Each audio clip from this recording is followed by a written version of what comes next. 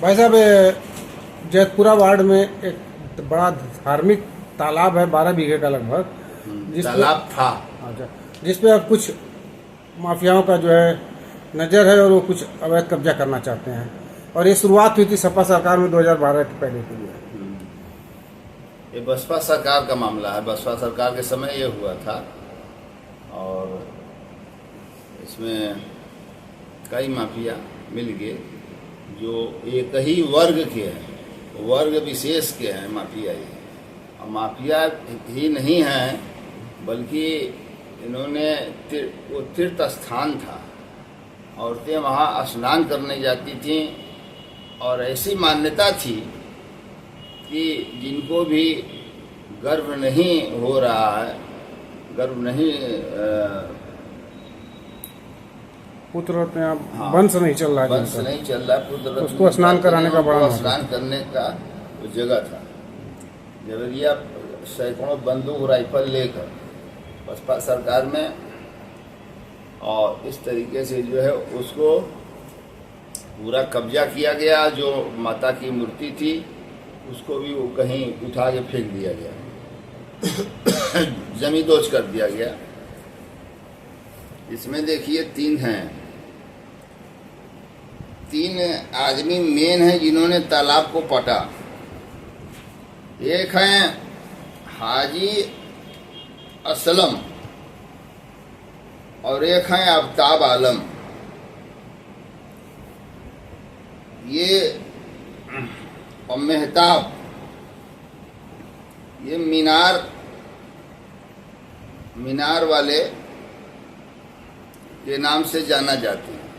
मीनार का क्या मतलब है? इनको लोग हाथी भी कहते हैं। एक जमाने में राजा रजवाड़ों का समय था, मुगल शासन काल था, तो इनके पुरखे हाथी भी चलाते थे, किराए पर ले जाते थे। और इनका तथा कथित स्वयंभू नेता, प्रणेता एवं बनारस का मिनी माफिया, बहुचर्चित मिनी माफिया, बनारस का बहुचर्चित माफिया अब्दुल्ला ने भी उसको पूरा पटवाया और सबको बेचा। सारे मुसलमान भाइयों को उन्होंने बेचा है।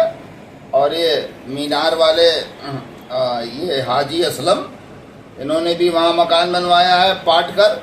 और आफ्ताब आलम भी, मेहताब आलम, मीनार वाले हाथी, जिनको लोग हाथी बोलते हैं। असल कहा कि हाथी हो बे, सफ़ेद हाथी हो, काला हाथी हो, नीला कौने रंग का तू हाथी हो है? और ये 4 के 4 ये हरामजादे, ये 4 के 4 हरामजादे इस्लाम के नाम पर कलंक हैं। मैं कहता हूं कि ये 4 के 4 काफिर हैं। हजरत इमाम हुसैन साहब का महीना चल रहा है, दुखों का अंबार उनके ऊपर गिरा करबला की लड़ाई में। कल उनका मुहर्रम मनाया गया, अभी 40वां बाकी है। और मैं हर मुहर्रम में ये काला ही पहनता हूँ। काला इसलिए पहनता हूँ कि हजरत इमाम हुसैन के रास्तों पर चलने का मैंने बीड़ा उठाया है। वो हमारे प्रेरणा स्रोत हैं। एक हजरत इमाम हुसैन साहब थे जिन्होंने यजीदों की बात नहीं मानी, जो बात इस्लाम सम्मत नहीं थी उसको नहीं माना उन्होंने, और नहीं माना, और अपने सारे कुनबों की कुर्बानियां देते चले गए। आखिरी में 6 माह का बच्चा जो पानी के लिए तड़प रहा था, उसको हाथ में उठाकर यजीदों से कहा कि इसको पानी पिला दो। हजरत इमाम हुसैन के भाई पानी लेने के लिए निकल पड़े थे। रास्ते में उनका भी यजीदों ने कत्लेआम कर दिया। और उस 6 माह के बच्चे को, जिसको पानी की जरूरत थी, उसको तीर से मार के उसकी भी हत्या कर दिया। ये वही है, ये सब चारों ये चारों लोग वही हैं, पहचानने की जरूरत है। ये यजीदों के रास्ते पर चलने वाले ये चारों लोग हैं। हाजी असलम हैं, अफ्ताब आलम है, मोहताब आलम, मेहताब आलम, मीनार वाले हैं, ये हाथी वाले हैं, और अब्दुल्ला है, और अब्दुल्ला का साथी यासीन डिजाइनर। अरे यार, डिजाइनर तो टी सीरीज ने जारी किया था, और गुलशन कुमार की बहू का वो डिजाइनर था। वो डिजाइनर यहाँ कहाँ चला आया? यहाँ कौन सा डिजाइन ये बना रहा है?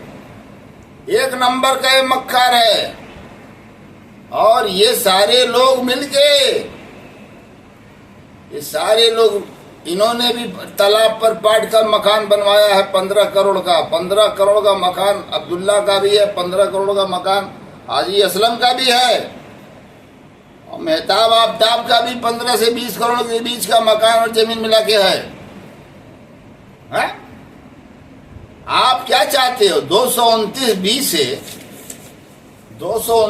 से नाम आपने मतलब आपने पोखरा कटवा कर अधिकारी को मिलाकर, तत्कालीन एसडीएम को, तत्कालीन लेखपाल, कानून को, पटवारी, सबको मिलाकर आपने क्या किया? पोखरे का रूप ही आपने बदल दिया, और उसको लिखा पढ़ी में घोषित कर दिया कि ये जो है आबादी की जमीन है। आबादी हो गया, 229 से आबादी घोषित हो गया। और जब आबादी घोषित हो गया तो इन लोगों ने उसको पाट के बनवाया। तो वो तो मैं फिर से रेस्टोरेशन करा दूंगा। जितने लोगों का नाम चढ़ा है ये सब कटवा दूंगा। 229 से जो इन्होंने कराया है, इसको रेस्टोरेशन करा दूंगा मैं। वार्डर रिस्टोर हो जाएगा, और उसके बाद फिर सुनवाई होगी और इस सबका मकान गिराया जाएगा। Honourable supreme court, honourable high court का लैंडमार्क जजमेंट है, एक नहीं अनेकानेक है, जिसमें स्पष्ट रूप से honourable supreme court, honourable high court ने कहा है कि कोई भी पोखरा अगर पाटा गया है, उस पर मकान कॉलोनी बन गया तो भी गिरवा दीजिए। गाजियाबाद, फिरोजाबाद, कितने जगह गिराया गया, बड़े बड़े मकान ढहा दिए गए, तो इनका भी मकान ढहेगा। क्यों? ये सब कम्युनल फोर्सेज हैं, ये कम्युनल फोर्सेज हैं, ये कम्युनल फोर्सेज हैं। मुझे याद है डीआईजी, तत्कालीन डीआईजी पीसी मीना साहब ने अब्दुल्ला को गिरफ्तार करा के मंगाया था अपने पास। ये अब्दुल्ला को बनाया था, और दांत चियार के रो रहा था। अमी ने कहा साहब छोड़ दीजिए, रिक्वेस्ट किया, छुड़वा दिया, इसको छुड़वा दिया। और इसका सारे माफियाओं से संबंध है। अब ये लोग और क्या करते हैं वो बता दे रहे हैं इन लोगों को। 5-6 लोग का नाम मैं जो लिया हूं उनके बता रहा हूं।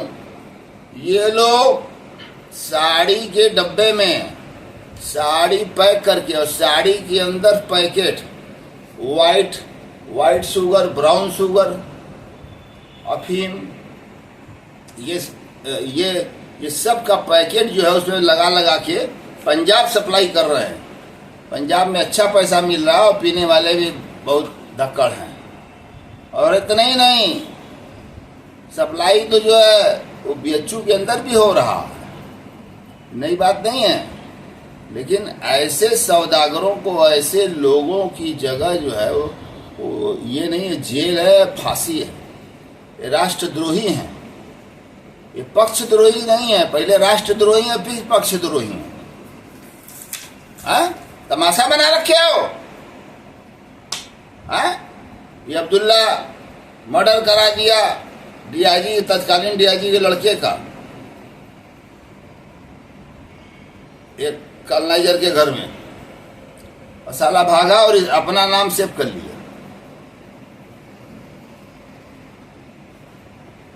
जाके बैठता है अधिकारियों के यहाँ, फोन कराता है ऊपर से, उसी अधिकारी से जिसने छोड़ा था, और उनके ब्याह पर अच्छा बन के अच्छे काम कर रही है। तो इन लोगों को फांसी के तख्ते तक पहुंचाने का काम मेरा है।